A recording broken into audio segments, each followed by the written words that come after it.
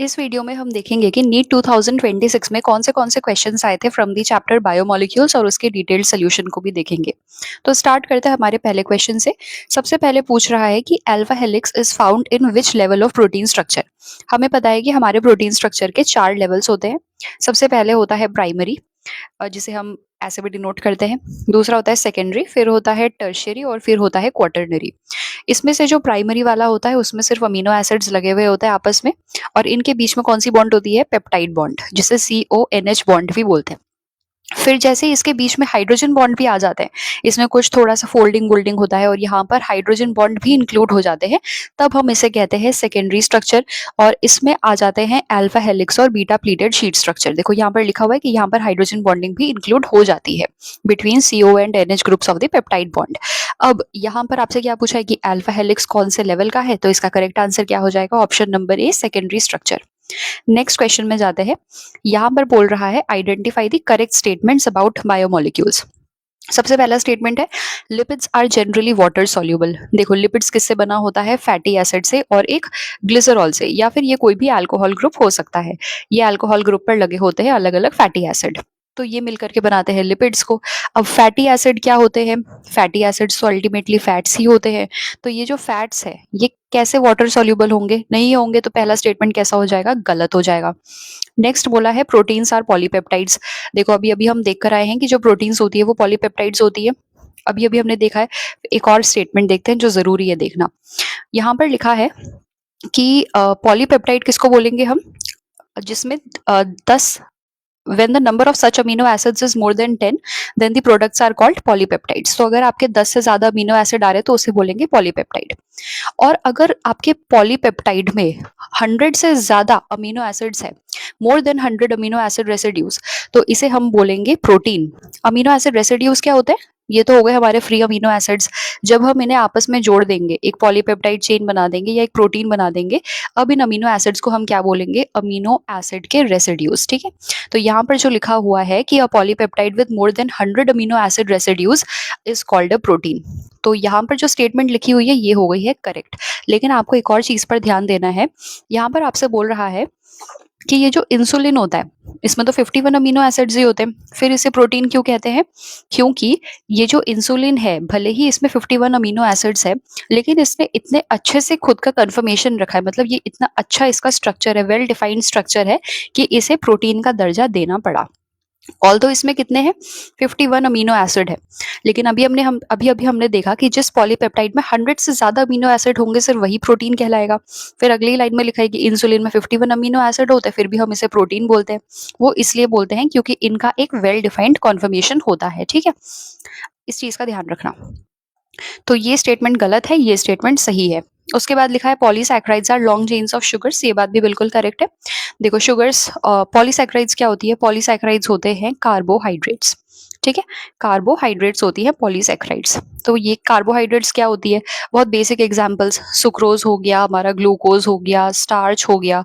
तो ये कार्बोहाइड्रेट्स को हम बोल सकते हैं कि they are long chains of sugars. अगर आपने ग्लूकोज का स्ट्रक्चर देखा होगा तो आपको पता होगा इस तरीके से 6 कार्बन लगे होते हैं, 1 2 3 4 5, और यहाँ पर 6, फिर यहाँ पर एक H, OH, फिर यहाँ पर OH, ऐसे ऐसे करके पूरा लगा होता है। तो इसको हम बोल सकते हैं कि जो पॉलीसैकेराइड्स होती है they are long chains of sugars. तो ये स्टेटमेंट हो जाएगा करेक्ट। नेक्स्ट देखो लिखा है कि adenine and guanine are substituted pyrimidines। देखो जो हमारे नाइट्रोजनस बेसेस होते हैं ये 2 टाइप के होते हैं, एक होते हैं प्यूरिन्स और एक होते हैं pyrimidines। प्यूरिन्स पे हमारे एक 6 मेंबर्ड रिंग होता है। अगर आप एडेनिन और गुआनिन का स्ट्रक्चर जानते हैं तो आपको पता होगा कि ये जो प्यूरिन है इसमें एक 6 मेंबर्ड रिंग होती है और एक 5 मेंबर्ड रिंग होती है, और ये जो pyrimidines होते हैं इसमें एक ही 6 मेंबर्ड रिंग होती है। तो pyrimidines में आ जाते हैं हमारे साइटोसिन, थाइमिन और यूरासिल। इसमें से जो साइटोसिन है और थाइमिन है ये होता है डीएनए का पार्ट, और जो साइटोसिन और यूरासिल है ये होता है आरएनए का पार्ट। आपको आरएनए में यूरासिल मिलेगा और डीएनए में थाइमिन मिलेगा, साइटोसिन दोनों में कॉमन होता है। और प्यूरिन्स में हमें पता है कि हमारे 2 होते हैं, एक होता है एडेनिन और एक होता है गुआनिन। तो यहाँ पर ये जो स्टेटमेंट दिया है कि adenine and guanine are substituted pyrimidines, ये हो जाएगा फॉल्स। और इसके बाद लिखा है almost all enzymes are proteins. देखो ये स्टेटमेंट करेक्ट है। अगर यहाँ से मैं ऑलमोस्ट हटा दूं और तब ये स्टेटमेंट दूं कि ऑल एंजाइम्स आर प्रोटीन्स, तो ये गलत हो जाएगा। लेकिन यहाँ पर लिखा है almost all enzymes are proteins, तो ये स्टेटमेंट हो जाएगा करेक्ट। ऑलमोस्ट किसके लिए लिखा है पता है? आपने नाम सुना होगा राइबोजाइम्स का, ये उसी के लिए लिखा हुआ है ऑलमोस्ट, ठीक है। तो ये स्टेटमेंट हो जाएगा करेक्ट।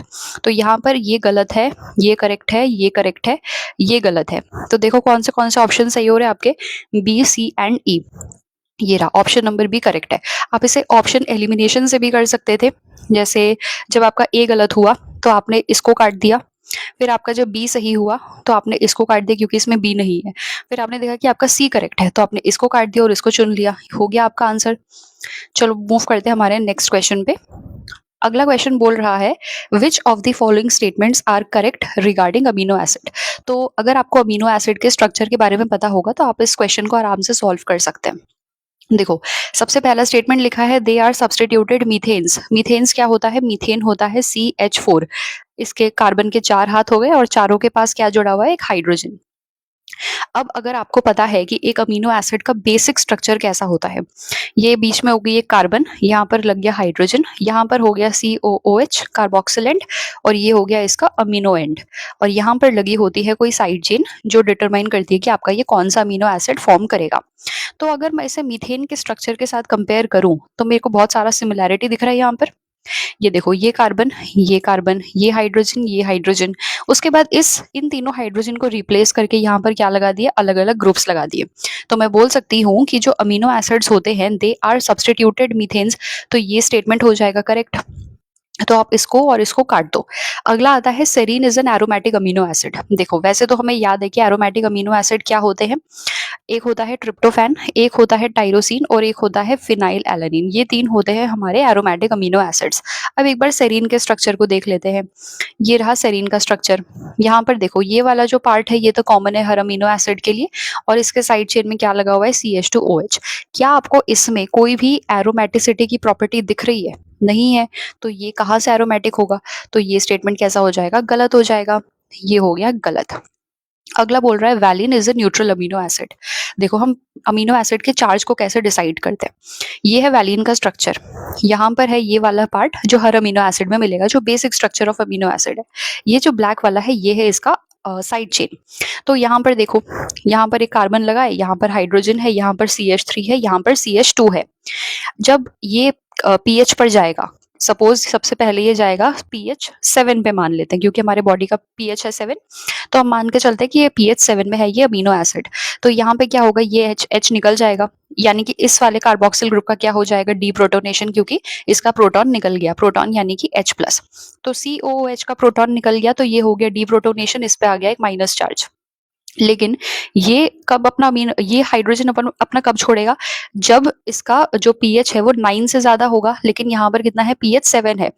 तो यहाँ पर क्या होगा, इसके ऊपर एक प्रोटॉन ऐड हो जाएगा, तो ये हो जाएगा NH3+।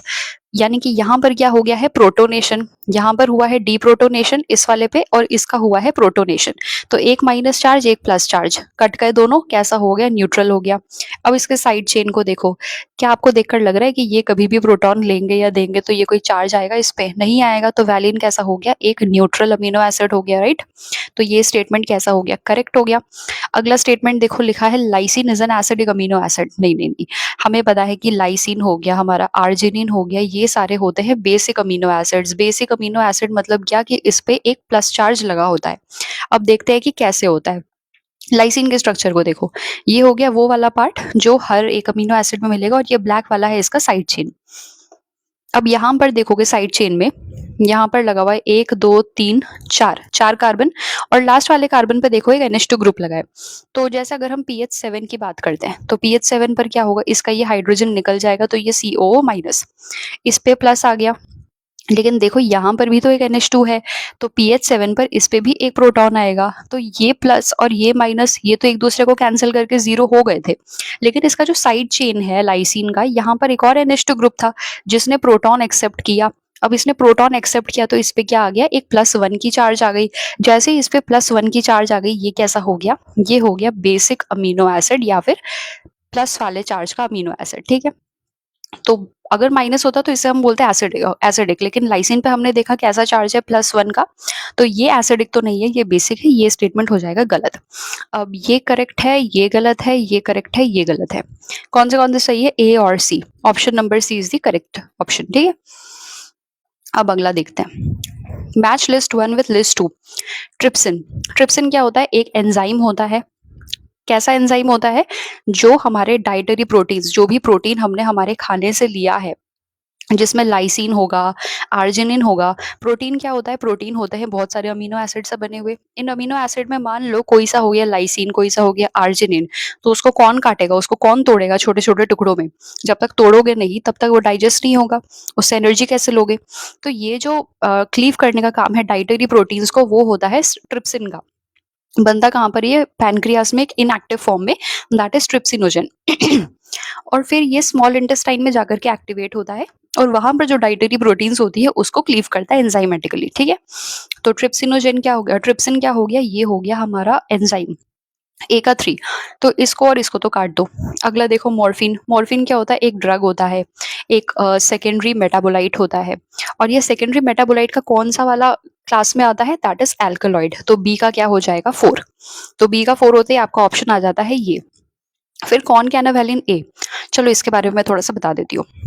ये हो गई हमारी कोई भी मेम्ब्रेन, ठीक है। ये हो गई हमारी फॉस्फोलिपिड की बाइलेयर, ये हो गई एक लेयर, ये हो गई दूसरी लेयर। ऐसे करते करते पूरा है, एक ऐसे, एक ऐसे, एक ऐसे, फिर एक ऐसे। तो ये हो गई पूरी फॉस्फोलिपिड बाइलेयर, ठीक है। अब इस पे बीच बीच में लगे होते हैं प्रोटीन्स। इन प्रोटीन्स के ऊपर लगे होते हैं कुछ कार्बोहाइड्रेट। तो ये जो कॉनकैनावेलिन है, ये वो कार्बोहाइड्रेट, ये वो प्रोटीन्स है जो कार्बोहाइड्रेट से बाइंड करते हैं। तो बेसिकली अगर मुझे कोई ऐसा सेल चुनना है जिसके ऊपर कार्बोहाइड्रेट लगा हो, तो मैं कॉनकैनावेलिन को यूज कर सकती हूँ। अब आपको पता होगा कि ये जो कार्बोहाइड्रेट बाइंडिंग प्रोटीन्स है, इसका एक और नाम होता है, दैट इज लेक्टिन्स। तो ये लेक्टिन्स क्या होंगे? ये भी होते हैं कार्बोहाइड्रेट बाइंडिंग प्रोटीन्स। कॉनकैनावेलिन बेसिकली एक लेक्टिन ही होता है, ठीक है। ये क्या करते हैं? सेल के ऊपर जो कार्बोहाइड्रेट लगे होते हैं, ये उससे आकर के बाइंड कर जाते हैं। ये कार्बोहाइड्रेट हो सकता है कि इस प्रोटीन पर ना जुड़कर डायरेक्टली फॉस्फोलिपिड की बाइलेयर पर होता, तो भी कॉनकैनावेलिन यहाँ पर बाइंड करता, क्योंकि इससे मतलब नहीं है कि ये प्रोटीन से जुड़ा हुआ है या फॉस्फोलिपिड से जुड़ा हुआ है। ये कॉनकैनावेलिन देखेगा कि सेल के ऊपर कार्बोहाइड्रेट लगा हुआ है, तो मुझे यहाँ पर अटैच होना है, मुझे यहाँ पर बाइंड होना है, ठीक है। तो ये हो जाते हैं कार्बोहाइड्रेट बाइंडिंग प्रोटीन्स। तो कॉनकैनावेलिन क्या हो गए? लेक्टिन्स हो गए। तो कॉनकैनावेलिन हो गया हमारा लेक्टिन। और ये जो कोलाजन है, इसके लिए बचता है इंटरसेल्यूलर ग्राउंड सब्सटेंस। एक बार देखते हैं कि ये होता क्या है। ये हो गए हमारे बहुत सारे सेल्स, राइट। और ये सेल्स आपस में जुड़े हुए हैं, लेकिन किसकी वजह से जुड़े हुए हैं और ये किस मैट्रिक्स में रह करके आपस में जुड़े हुए हैं? That is collagen. तो ये जो कोलाजन है, ये फॉर्म करता है हमारा एक्स्ट्रा सेल्यूलर मैट्रिक्स, जिसे हम इंटरसेल्यूलर ग्राउंड सब्सटेंस भी कहते हैं। इंटरसेल्यूलर मतलब दो सेल्स के बीच का स्पेस, इंटरसेल्यूलर, इसके बीच में जो सब्सटेंस है, that is what? That is collagen. तो कोलाजन का हो गया 1, ये हो गया इसका करेक्ट आंसर। अगले क्वेश्चन पर जाते हैं। यहाँ पर आपको पूछा है कि एक आपको रिएक्शन दी हुई है और आपको बोला है कि इसमें से कौन सा जो क्लास ऑफ एंजाइम्स है वो इस एक्टिविटी को अच्छे से डिनोट करता है, इस एंजाइम के बारे में। यहाँ पर आपके पास एक सबस्ट्रेट है, यहाँ पर आपके ऊपर उसके सबस्ट्रेट के ऊपर आपके दो ग्रुप्स लगे हुए, एक्स और वाई। जब आपने इसे एंजाइम से ट्रीट किया, तो ये जो ग्रुप्स थे ये निकल के आ गए और आपस में इन्होंने बॉन्ड फॉर्म कर लिया। और ये जो सबस्ट्रेट था, इसने इनके बीच में डबल बॉन्ड आ गया। देखो, ये कार्बन है, एक हाथ इसका इधर, इसका इधर, इसने एक इलेक्ट्रॉन शेयर किया, इसने एक इलेक्ट्रॉन शेयर किया, दोनों ने मिलकर के एक बॉन्ड फॉर्म किया। अब इसका एक इलेक्ट्रॉन, इसका एक इलेक्ट्रॉन, इन्होंने एक बॉन्ड फॉर्म किया। सिमिलरली वाई का एक इलेक्ट्रॉन और सी का एक इलेक्ट्रॉन, इन्होंने मिलकर के एक बॉन्ड फॉर्म किया। जब इस एंजाइम से ट्रीट किया, तो ये एक्स वाई क्या हो गए? निकल गए। एक्स वाई अपने आ गए, एक्स का एक था, वाई का एक था, यहाँ से इन दोनों ने आपस में बॉन्ड फॉर्म कर लिया। अब कार्बन का एक बच गया, इस वाले का और इस कार्बन का भी एक बच गया, तो इन्होंने आपस में बॉन्ड फॉर्म कर लिया और ये हो गए डबल बॉन्ड। तो ये हो गया आपका प्रोडक्ट। तो आपको बोला है कि ऐसा सीन हमें कौन से एंजाइम की वजह से देखने को मिलता है। देखो, ट्रांसफरेज क्या करेगा? वो कोई भी फंक्शनल ग्रुप हो गया, जैसे COOH हो गया, OH हो गया, या फिर कोई सा भी फंक्शनल ग्रुप ले लो, वो सारी चीजों को ट्रांसफर करने का काम करता है ट्रांसफरेज। आइसोमरेज का काम होता है एक आइसोमर को उसके दूसरे आइसोमेरिक फॉर्म में बदलने का। जैसे अगर आपके पास है ग्लूकोज 1 फॉस्फेट, आपको अगर इसे चेंज करना है फ्रक्टोज 1 फॉस्फेट में, या मतलब ग्लूकोज 6 फॉस्फेट को अगर आपको फ्रक्टोज 6 फॉस्फेट में चेंज करना है, तो यहाँ पर आप लेंगे आइसोमरेज।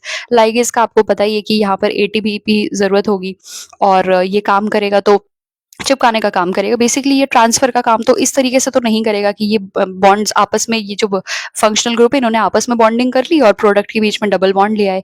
तो बचता है कौन? लाइज। और हमने पढ़ा है कि जो लाइज है वो ऐसे एंजाइम्स है जो फंक्शनल ग्रुप से, मतलब सबस्ट्रेट पर जो ग्रुप्स लगे हुए उसको रिमूव कर देता है। देखो यहाँ पर एक्स और वाई था, इसने क्या कर दिया, इस एंजाइम ने क्या किया, इन दोनों को यहाँ से हटा कर निकाल दिया by mechanisms other than hydrolysis leaving double bonds. तो यहाँ पर इन दोनों के बीच में क्या आ गया, सबस्ट्रेट में डबल बॉन्ड आ गया, और इसके ऊपर जो ग्रुप लगी हुई थी वो कैसे हो गए, वो आपस में जुड़ गए। अल्टीमेटली ये सबस्ट्रेट में से ये दोनों ग्रुप निकल गए और इन दोनों के बीच में आ गया डबल बॉन्ड, क्योंकि इसका एक इलेक्ट्रॉन और इसका एक इलेक्ट्रॉन फ्री था। तो इन्होंने बोला कि ठीक है हम ही बॉन्डिंग कर लेते हैं, तो ये हो गया इसके बीच में डबल बॉन्ड। तो इसका करेक्ट आंसर हो जाएगा ऑप्शन नंबर सी, लाइज। यही था आपके बायोमोलिक्यूल से कुछ क्वेश्चंस। अगर आपको अमीनो एसिड के स्ट्रक्चर को याद करना है समझ के, तो आप मुझे बता सकते हैं, मैं उसके बारे में वीडियो बना दूंगी, या फिर आप खुद ही याद कर लीजिए, लेकिन उसे याद जरूर कर लेना क्योंकि वो बहुत ज्यादा जरूरी है। मिलते हैं अगले वीडियो में अगले चैप्टर वाइज क्वेश्चन के साथ, तब तक के लिए बाय।